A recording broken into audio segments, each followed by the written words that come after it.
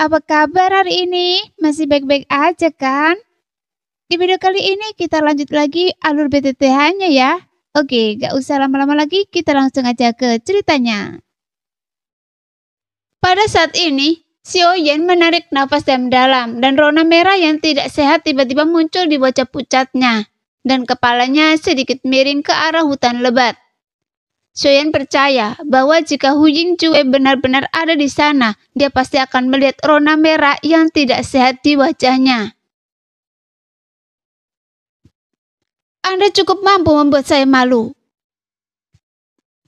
Tidak diketahui apakah pujian Xiaoyan atau kelelahan yang terungkap oleh rona merah yang tidak sehat di wajah Xiaoyan yang berpengaruh, tetapi kemarahan di hati Hun Dunpume sedikit mereda, dan nadanya menjadi sedikit lebih lembut.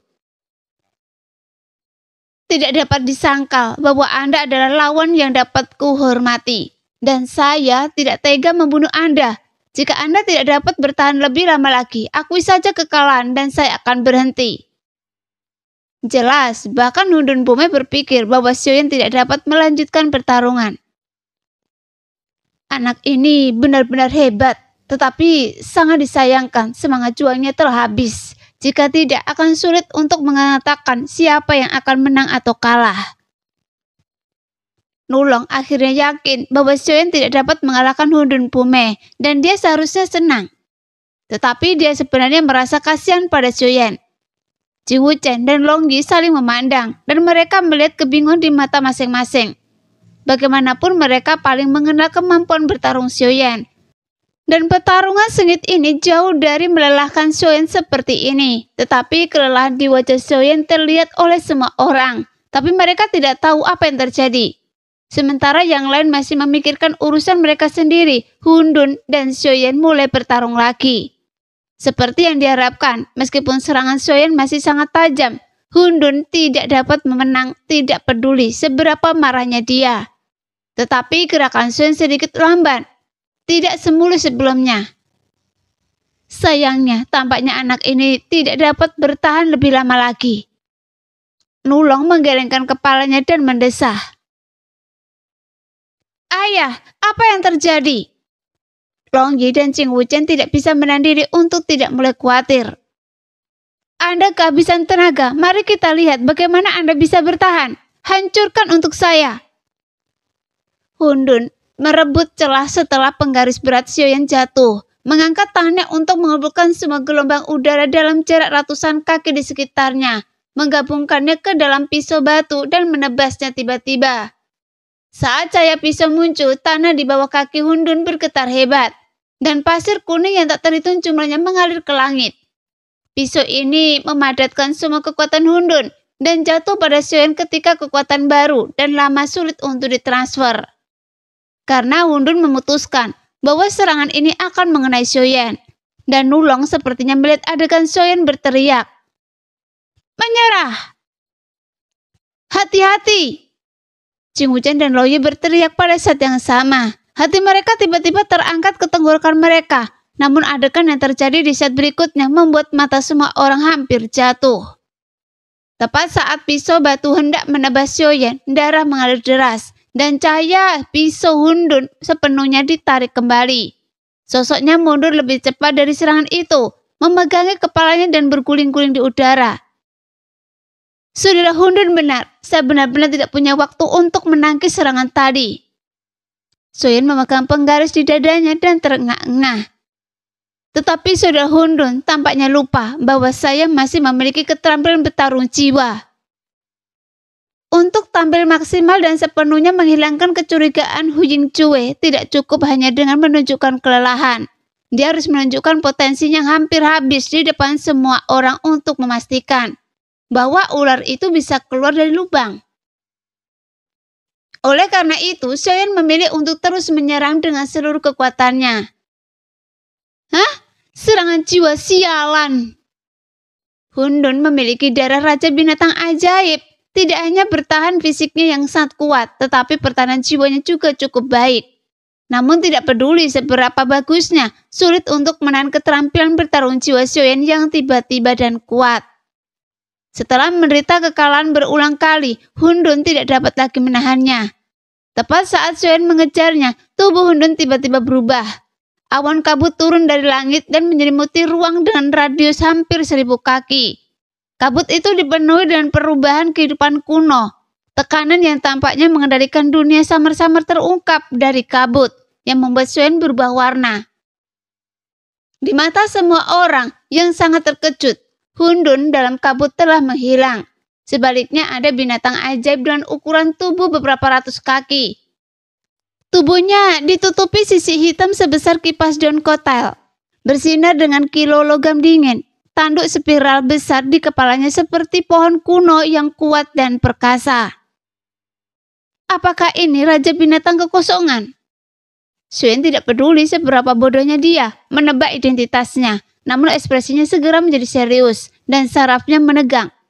Orang-orang yang menonton pertempuran itu juga sangat gugup menatap sosok Raja Binatang Kekosongan yang legendaris. Karena ini adalah sesuatu yang tidak banyak orang di benua Dodi benar-benar lihat. Dan bahkan lebih sedikit orang yang mengetahuinya.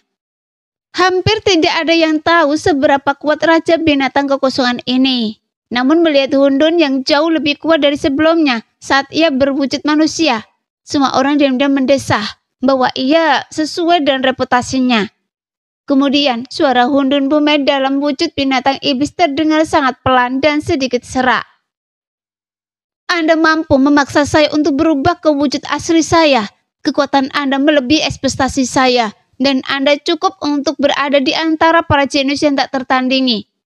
Saya pernah meremehkan musuh sebelumnya. Dan itu adalah kesalahan saya sendiri. Sehingga saya menderita serangkaian pukulan berat. Pada titik ini, kata-kata Hundun Bumei tiba-tiba berubah dan kekosongannya terungkap dalam pengingatnya kepada Sioyan. Wujud asli saya jauh lebih kuat daripada wujud manusia saya. Jika Anda berada di masa prima, Anda mungkin masih bisa bertarung. Tetapi sekarang Anda telah mencapai akhir kekuatan Anda. Jadi saya menyarankan Anda untuk mengakui kekalahan agar tidak terluka oleh wujud asli saya. Sioyan jatuh ke tanah, menopang tubuhnya dan penguasa berat dan berkata ringan kepada Hundun Bumei yang besar di udara. Alasan mengapa yang kuat itu kuat adalah karena mereka memiliki hati yang tidak mudah menyerah. Jika mereka menyerah sebelum saat terakhir, keadaan pikiran mereka pasti akan hancur. Bagaimana mereka bisa kuat? Selain itu, apa yang membuat Anda menegaskan bahwa saya pasti akan kalah? Hanya dengan beberapa patah kata, semua orang mengacungkan jempol kepada Sioyan di dalam hati mereka. Nulong bahkan memuji dalam hatinya. Anak baik, Anda sudah berada pada titik di mana Anda membutuhkan senjata untuk menopang tubuh Anda, tetapi Anda masih tidak mau mengakui kekalahan. Tidak heran Anda bisa bertarung dan Hundun dalam situasi seperti itu. Hanya kegigihan untuk tidak pernah menyerah inilah bukan kualitas yang dimiliki orang biasa. Hundun menatap Sioyan dan rasa sukanya pada Sioyan menjadi semakin kuat. Dia tersenyum dan berkata, "Sekarang saya benar-benar ingin tahu apalagi yang Anda andalkan untuk bertahan. Coba saja dan Anda akan tahu." Melihat bahwa semua orang percaya bahwa dia berada di ujung kekuatannya, Sioyan tersenyum bahagia setelah mencapai tujuannya.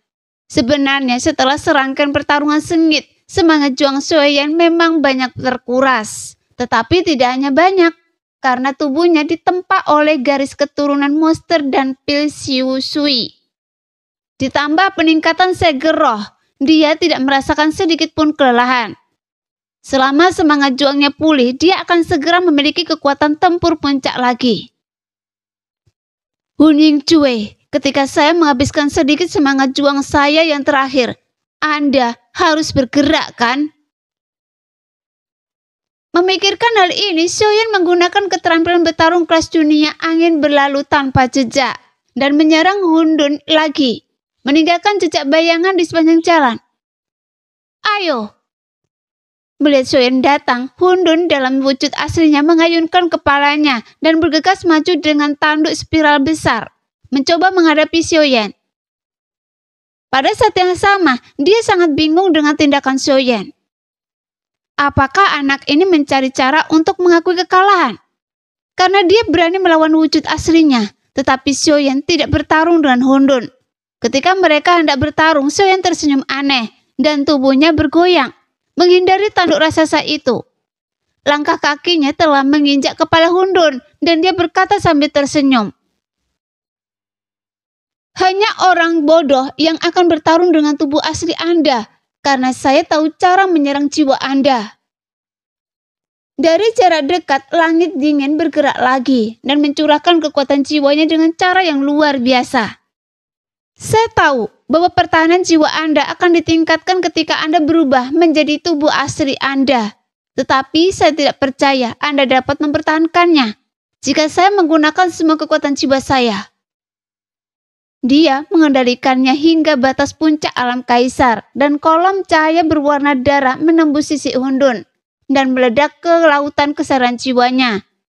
Pada saat yang sama, dia mengangkat penguasa berat tinggi-tinggi dan hendak mengalahkan Hundun. Bodoh, tidakkah Anda tahu bahwa tubuh asli saya kebal terhadap serangan jiwa? Suara menghina dari Hundun terdengar di telinga Xiaoyan. Lalu telapak tangan raksasa muncul di samping Xiaoyan dan bayangan yang jatuh itu benar-benar menyelimuti sosok Xiaoyan. Dengan tergesa-gesa, Xiaoyan menghindar. Telapak tangan raksasa itu menampar ke bawah dan meskipun tidak mengenai Xiaoyan, aliran udara itu tetap melemparkan Xiaoyan jauh-jauh. Xiaoyan berdiri tegak, tatapannya tertuju pada Hundun Pumei yang tampak meremehkan. Jadi Xiaoyan berpura-pura tidak pernah menyangka bahwa tubuh asli Hundun Pumei akan kebal terhadap serangan jiwa dan sengaja menunjukkan ekspresi kaget dan terkejut. Sebenarnya Xiaoyan tahu bahwa tubuh asli Hundun kebal terhadap serangan jiwa karena King Horan memberitahunya sebelum dia memasuki ilusi. Dia melakukan ini untuk Hu Yinjue untuk melihatnya. Bagaimanapun Hu Yinjue telah mengikutinya sepanjang jalan dan dia pasti tahu bahwa dia memiliki jurus pembunuh untuk keterampilan bertarung jiwa. Jadi Xiaoyan hanya ingin meyakinkan Hu Yinjue bahwa kekuatan jiwa tidak bisa lagi menggunakan keterampilan bertarung jiwa. Dia percaya bahwa Hu Yinjue tidak akan pernah berpikir bahwa dia masih memiliki kekuatan jiwa yang tidak digunakan. Bagaimanapun siapa yang mengira bahwa puncak bintang 4 sebenarnya memiliki kekuatan jiwa tingkat setengah niat. Tapi Long Yi sangat bingung. Mengapa Xiaoyan melakukan ini? Apakah Xiaoyan lupa bahwa tubuh asli Hundun kebal terhadap serangan jiwa? Long Yi sangat khawatir tentang Xiaoyan. Bahkan Jing Wuchen tidak tahu, jadi dia terkejut bahwa serangan jiwa Xiaoyan tidak efektif. Dia memegang kepalanya yang berantakan dengan kedua tangannya dan keyakinannya pada kemampuan Xiaoyan untuk mengalahkan Hundun benar-benar goyah. Tapi Nulong tidak terlalu terkejut. Bagaimanapun dia telah mendengar sedikit tentang legenda tubuh sejati Hundun. Dan dia juga tahu bahwa tidak banyak orang yang pernah mendengar tentang legenda ini. Wajar bagi Xiaoyan untuk tidak mengetahui bahwa tubuh sejati Hundun kebal terhadap serangan jiwa. Tapi dia mulai berpikir tentang bagaimana dia harus menghadapi Hundun setelah kekalahan Xiaoyan. Bagaimana? Hundun tetap tidak bergerak dan bertanya kepada Xiaoyan dengan sedikit sarkasme. Tidak dapat disangka bahwa keterampilan bertarung jiwa Anda cukup kuat, tetapi itu tidak efektif terhadap saya sekarang. Bagaimana menurut Anda? Apakah Anda ingin mengakui kekalahan atau melanjutkan? Xiaoyan pura-pura sadar setelah ditanya oleh Hundun dan mendesah pelan. Jika serangan jiwa tidak efektif, akan membutuhkan banyak upaya untuk mengalahkan Anda. Kemudian senyum tipis muncul di sudut mulutnya. Namun, keterampilan bertarung penguasa saya mungkin tidak dapat menghancurkan pertahanan tubuh asli Anda. Lanjutkan. Sebenarnya, di dalam pikiran Xiaoyan adalah yang terpenting Hu Yinjue merasa bahwa Xiaoyan menyanyiakan semangat juangnya, dan Xiaoyan akan mencoba melihat apakah dia bisa menghancurkan pertahanan tubuh asli Hundun. Selama dia bisa menghancurkan pertahanan itu dengan tubuhnya yang lincah, setelah dia berurusan dengan Hu Yinjue, tidak akan sulit untuk mengalahkannya. Teruskan. Hundun tercengang. Namun Xiaoyan telah mengeluarkan semua semangat juang yang tersisa dan melancarkan serangan ganas lainnya. Sekarang Xiaoyan memanfaatkan kelincahan dan kecepatannya untuk melewati telapak tangan raksasa Hundun dan berulang kali memborbader kaki depan kiri Hundun dengan 1000 kaki tanpa bayangan. Menyerang hanya satu tempat adalah satu-satunya cara yang dapat dipikirkan Xiaoyan untuk menghancurkan pertahanan Hundun. Terkadang, satu-satunya cara mungkin adalah cara terbaik. Lagi pula, segala sesuatu memiliki pro dan kontra. Meskipun pertahanan Hundun meningkat pesat, fleksibilitasnya sangat berkurang. Di bawah serangan tepat Xiaoyan yang tak terhitung jumlahnya, kaki depan kiri Hundun terkelupas dengan sisi. Kulitnya robek, otot-ototnya menonjol keluar, memperlihatkan tulang-tulang putih di dalamnya, dan itu menyakitkan sampai ke tulang. Dia bahkan sangat kesakitan sehingga dia hampir tidak bisa berjalan dan harus bergantung pada 3 kaki yang tersisa untuk menopang tubuhnya yang besar. Tubuh asli Hundun benar-benar terluka. Jing Wuchen dan Long Yi memiliki sedikit keterkejutan di wajah mereka, tetapi mereka masih sangat khawatir tentang kurangnya semangat Zhuang Xiaoyan. Satu hal yang tidak dapat mereka pahami adalah mengapa Xiaoyan tidak menerima cairan pembersih roh 3 pola. Apakah dia merasa bahwa kemenangan ini tidak adil? Tetapi Nulong membuka mulutnya lebar-lebar, tidak berani mempercayainya. Pada saat ini, Hundun meraung berulang kali. Dia tidak menyangka bahwa Xiaoyan yang tampaknya berada di ujung kekuatannya masih dapat melancarkan serangan yang begitu intensif. Dan dia tidak menyangka bahwa keterampilan bertarung Xiaoyan begitu kuat, sehingga dia dapat melukai tubuh aslinya. Wah, Anda benar-benar hebat. Anda benar-benar tahu cara menghancurkan permukaan dengan satu titik. Hundun yang belum pernah menderita kekalahan sebesar itu dalam tubuh aslinya menggertakkan giginya karena marah. Tapi Anda tetap harus kalah. Anda bisa melancarkan serangan terkuat sekaligus untuk menghancurkan pertahanan saya. Tapi saya khawatir semangat juang Anda telah terkuras. Anda sekarang hanya didukung oleh kemauan yang luar biasa. Hundun mengangkat dagunya dan nada bicaranya tiba-tiba berubah dingin. Pertarungan binatang buas yang terperangkap tidak ada artinya. Kalah saja. Saat kata terakhir Hundun jatuh, gelombang cahaya menyembur keluar dari mulutnya dan langsung menyerbu Xiaoyan yang tampaknya meluangkan waktu untuk mengatur nafasnya dan memulihkan diri di udara. Saat ini semangat juang Xiaoyan telah habis. Wajahnya pucat, pakaiannya basah oleh keringat. Bibirnya mengerucut menjadi garis lurus tanpa jejak darah. Dan dadanya naik turun dengan hebat. Menghadapi gelombang cahaya yang datang tiba-tiba, wajah Xiaoyan menunjukkan ketidakberdayaan, tetapi keengganan. Dia hanya punya waktu untuk menghilangkan penguasa berat di dadanya sebelum dia terkena gelombang cahaya bersiul. Tubuhnya terlempar ke belakang dan seteguk darah menyembur keluar dari mulutnya. Ayah! Saudara Xiao, kalah begitu saja? Anak ini benar-benar ganas, tetapi pada akhirnya dia bukan tandingan Hundun Pume. Pertarungan sengit ini akhirnya berakhir. Di mata ketiga orang yang menonton pertempuran itu, kekalahan Xiaoyan adalah fakta yang tak terbantahkan. Tetapi ketika orang itu, termasuk Hundun Pume sendiri, belum memikirkan satu hal secara terperinci, yaitu karena serangkaian serangan Xiaoyan dapat merusak kaki kiri Hundun Pume dengan parah. Lalu jika serangan ganas seperti itu jatuh ke bagian tubuh Hundun Pume yang rentan lainnya, apa hasilnya? Dengan keterampilan tubuh Xiaoyan yang lincah dan fleksibel, dia pasti bisa melakukan ini.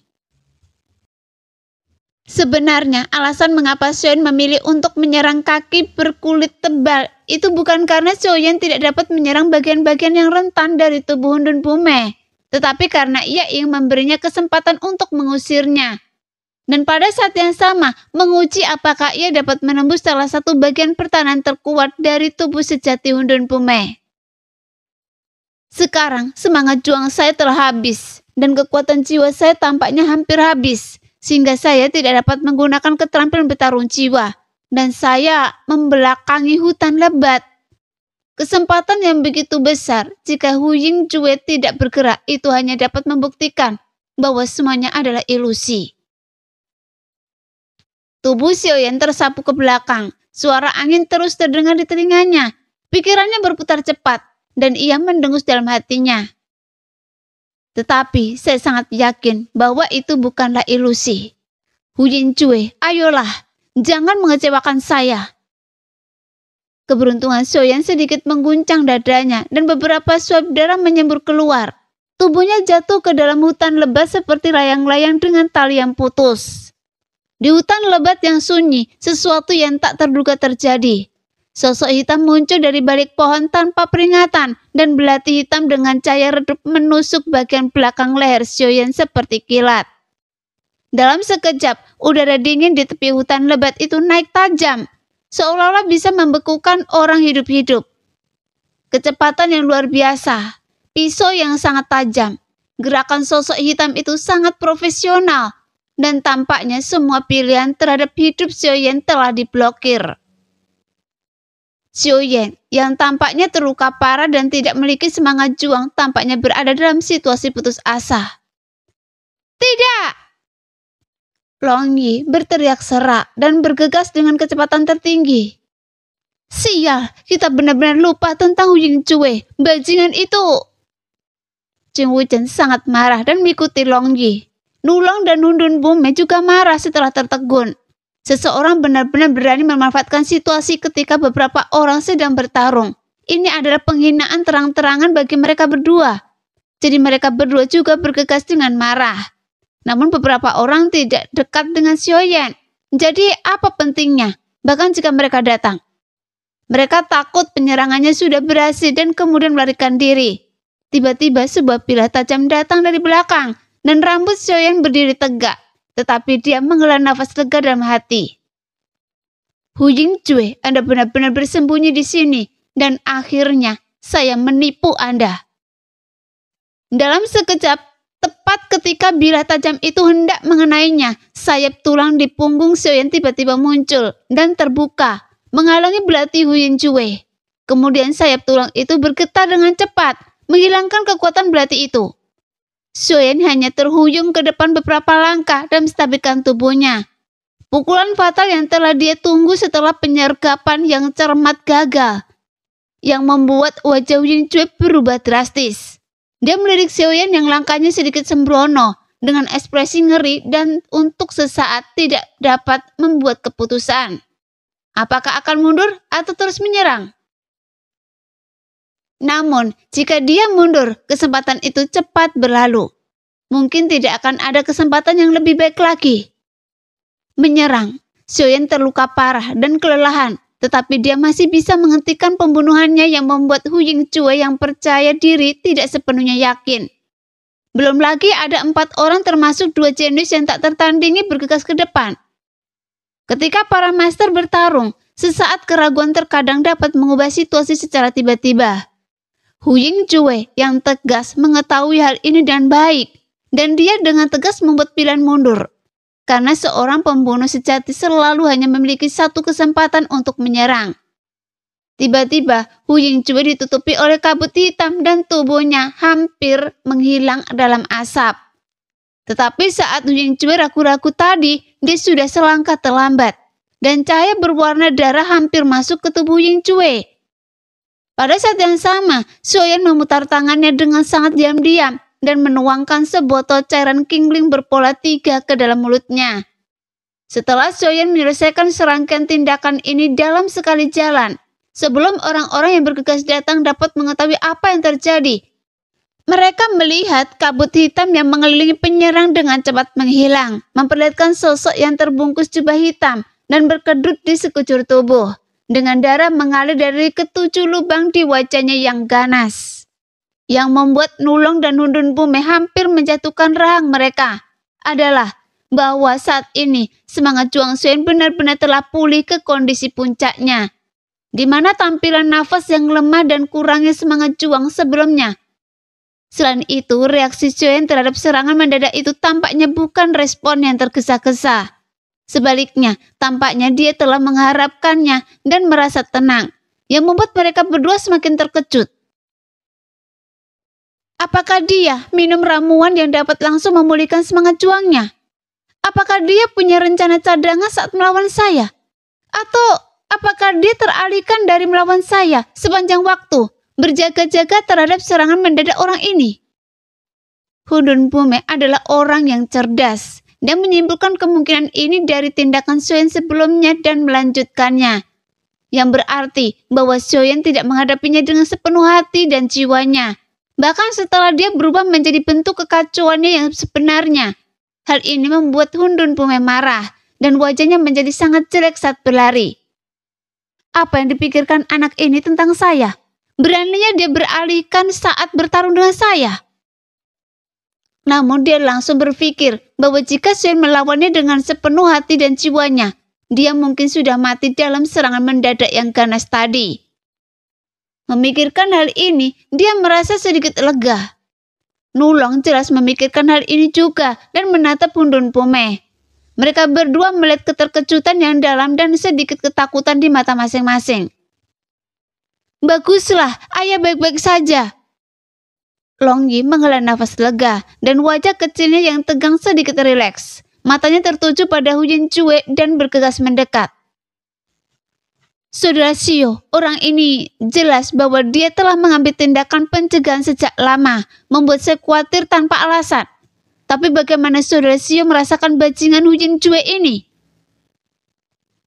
Jing Wuchen yang sedang terbang juga menghela nafas lega, tetapi ada pertanyaan membingungkan lain di benaknya. Pada saat ini, Hu Yingcue masih berjuang menahan rasa sakit, melawan kekuatan Chang Qionghan.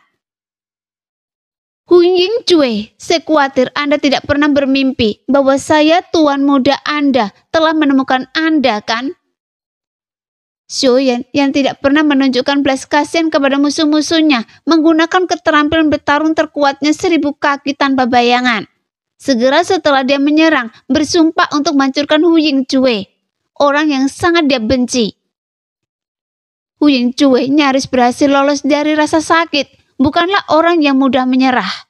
Dia buru-buru melangkah salah dan sosoknya melesat ke kanan seolah-olah dia telah terteleportasi. Sehingga penguasa berat yang dijatuhkan Xiaoyan hanya mengenai bayangan yang ditinggalkan oleh Yingcue.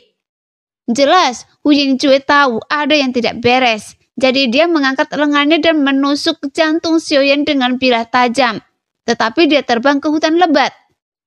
Begitu dia masuki hutan lebat, hanya masalah waktu untuk keluar dengan bantuan medan hutan lebat yang rumit. Melihat hutan lebat sudah dekat, mata Hu Yingcue berbinar gembira. Tetapi Xiaoyan yang akhirnya menarik Hu Yingcue untuk muncul, tidak akan membiarkan Hu Yingcue mendapatkan keinginannya. Xiaoyan menyapu bilah tajam itu dengan penggaris yang berat, dan dengan kepakan sayap tulang, dia telah mencegat Hu Yingcue di depannya. Dengan sayap tulang dan keterampilan tubuh, Xiaoyan jelas lebih baik daripada Hu Yingcue dalam hal kecepatan. Sehingga kegembiraan yang baru saja terpancar di mata Hu Yingcue segera digantikan oleh kengerian. Dia menghentikan langkahnya dan memutar tubuhnya untuk menghindar ke kiri. Sial, sangat licin. Xiaoyan mengangkat alisnya dan saat dia menggerakkan tubuhnya ke samping untuk mengejar, Xiaoyan menggunakan Chang Qionghan lagi. Dan perisai cahaya berwarna darah yang besar langsung menutupi area seluas ratusan kaki dan mengenai Hu Yingcue pada saat yang sama. Keterampilan bertarung jiwa, sialan. Kekuatan jiwanya jelas habis. Mengapa dia masih bisa menggunakan keterampilan bertarung jiwa berulang-ulang? Hu Yingcue bingung dan darah menyembur keluar dari 7 lubangnya lagi. Namun kali ini Hu Yingcue telah bersiap. Dan sebagai anggota klan iblis, pertahanan jiwanya tidak buruk. Dan tingkat cederanya jauh lebih sedikit dari sebelumnya. Meskipun kepalanya terbelah, dia masih hampir tidak bisa mengendalikan tubuhnya. Hu Yingcue hendak menghindari pengejaran Xiaoyan, tetapi tiba-tiba dia berpikir. Sulit untuk melarikan diri dalam menutup darah. Mengapa tidak memanfaatkannya dan mengambil kesempatan untuk memukulnya dengan keras? Memikirkan hal ini, dia langsung mengerang, terhuyung-huyung memeluk kepalanya dan jatuh ke belakang. Seperti dugaan saya, dengan kemampuan bertarung jiwa saya, dia sama sekali tidak bisa melarikan diri. Xiaoyan sangat gembira dan tidak curiga. Dia terbang di atas Hun Jing, mencondongkan tubuh ke depan dan menebas penguasa berat. Namun Xiaoyan tidak menyangka bahwa kaki Hu Ying akan terangkat saat dia jatuh ke belakang. Dan bila tajam hitam sepanjang beberapa inci tiba-tiba keluar dari ujung sepatunya, menebas ke arah perut bagian bawah Xiaoyan. Pada saat yang sama, Hu Ying mengangkat tubuhnya dan mengeluarkan 2 belati dari tangannya. Yang di tangan kirinya berada di penguasa berat, dan yang di tangan kanannya menunjukkan langsung ke dagu Xiaoyan. Jadi situasi yang tampaknya terkendali tiba-tiba berubah drastis. Dan Xiaoyan ketakutan dan berkeringat dingin. Dia secara naluriah memutar pergelangan tangannya, dan penguasa berat terbalik ke samping dan bertabrakan dengan belati di tangan kiri Hu Ying. Kemudian tubuhnya tiba-tiba berputar karena kekuatan benturan, dan sayap tulangnya terlipat untuk melindungi tubuhnya, dan serangkaian percikan api bergesekan dengan belati di jari kaki Hu Ying. Hampir pada saat yang sama, ketika tubuhnya berputar, kepalanya jatuh ke belakang, nyaris menghindari belati yang ditusuk oleh tangan kanan Hu Ying. Sambil menghirup udara dingin, Xiaoyan yang telah kehilangan kesempatan pertama dan berada dalam posisi yang tidak menguntungkan bagi diri sendiri, menggunakan kekuatan putaran untuk dengan cepat terbang ke udara, mencoba untuk sementara menjauhkan diri dari Hu Ying. Tanpa diduga, Xiaoyan masih berhasil menghindari pembunuhan mendadak itu. Dan Hu Ying juga tidak kalah terkejut dengan Xiaoyan. Namun emosi Hu Ying sama sekali tidak terpengaruh oleh keterkejutan itu. Tangan kirinya bersinar dengan cahaya dan belati itu menghilang. Kemudian, semangat juangnya melonjak keluar dan menampar tanah. Tubuhnya tiba-tiba memantul ke atas, meninggalkan bayangan dan menerkam Xiaoyan yang tidak stabil. Melihat bahwa bilah tajam itu akan mencapainya, Xiaoyan memutar tubuhnya untuk menghindarinya dan mengayunkan penggaris yang berat untuk menyapu Hu Ying. Tapi tubuh Hu Ying merosot, sehingga penguasa berat nyaris tidak melewati kepalanya. Lalu dia mencondongkan tubuh ke depan dan menyerbu ke arah Xiaoyan, mengusap dan menusuk belati di tangannya. Semangat juangnya melonjak lagi dan lagi dalam sekejap. Sepertinya dia sudah menyerah untuk melarikan diri dan berencana untuk menyingkirkan Xiaoyan sebelum dikepung oleh beberapa orang yang datang. Hu Ying ini masih sangat kuat setelah kehilangan kekuatan tersembunyi. Ternyata semua jenius yang tak tertandingi tidak sia-sia. Sudah terlambat untuk menarik kembali penguasa berat dengan tergesa-gesa. Xiaoyan menuangkan semangat juangnya ke lengannya dan memukul pergelangan tangan Hu Ying dengan sikunya. Jika Hu Ying tidak berhenti, pergelangan tangannya akan lumpuh sebelum dia menusuk Xiaoyan. Namun wajah Hu Ying juga berubah drastis dan tangan kanannya yang memegang belati dengan cepat mundur. Tepat ketika Xiaoyan baru saja menghela nafas lega, Hu Ying tiba-tiba mengendurkan kelima jari tangan kanannya dan menampar ujung belati dengan tangan kirinya. Segera belati itu melesat di depan Xiaoyan seperti anak panah dari busur. Bila tajam itu jatuh dari tangannya, tetapi Hu Ying tidak mengikutinya dari dekat. Sebaliknya, dia berbalik dan menggunakan keterampilan tubuhnya secara ekstrim, berubah menjadi bayangan hitam dan bergegas menuju hutan lebat. Dan aura pembunuh yang sebelumnya tak terkalahkan juga menghilang. Ternyata Hu Ying tidak berniat menyingkirkan Xiaoyan dan kemudian melarikan diri. Semua serangan yang ganas hanyalah ilusi, hanya untuk melarikan diri. Xiaoyan terkejut karena dia telah merencanakan untuk melawan Hu Ying, tetapi ditipu oleh Hu Ying. Jadi dia dengan cepat membalikkan tubuhnya sedikit, menggunakan sayap tulangnya untuk memblokir bilah tajam, dan kemudian bergegas mendekat. Pada saat ini, Hu Ying telah melarikan diri ke tepi perisai darah, dan belati di tangannya muncul kembali, dan menusuk perisai darah dengan seluruh kekuatannya. Perisai darah itu dibangun oleh kekuatan jiwa dan sangat sulit dihancurkan. Namun di bawah serangan kekuatan penuh Hu Ying yang putus asa, dan permukaannya rusak, itu masih membuat suara berdengung dan hampir runtuh. Tidak bagus. Jika perisai darah itu rusak, tidak akan ada yang bisa menghentikan Hu Ying untuk melarikan diri ke dalam hutan lebat. Xiaoyan terkejut dan pikirannya tiba-tiba berubah, dan perisai darah itu dengan cepat menyusut. Meskipun tingkat Chang Kyong-han tidak diketahui, itu pasti cukup kuat setelah menyusut oleh Xiaoyan. Ketangguhan perisai darah itu meningkat pesat dan langsung stabil. Melihat bahwa gerakan ini efektif, Xiaoyan semakin mengurangi perisai darahnya dan kemudian mencurahkan kekuatan jiwanya. Sehingga Hu Ying tiba-tiba merasakan tekanan berlipat ganda dan setiap ruang di atas, di bawah, di kiri, dan ke kanan menjadi seperti tanah berlumpur, membuatnya sulit untuk bergerak. Api yang berkeliaran menjadi 3 kaki. Xiaoyan tidak memberi Hu Ying waktu untuk memikirkan tindakan balasan. Dia mengangkat penggaris dan melambaikannya di udara. Di bawah gulungan penggaris berat, api surgawi melonjak menekan ke arah Hu Ying dari segala arah. Di bawah tekanan ganda dari api surgawi dan kekuatan jiwa, Hu Ying tidak memiliki ruang untuk menghindar dan sulit untuk maju atau mundur. Jadi dia harus bertarung.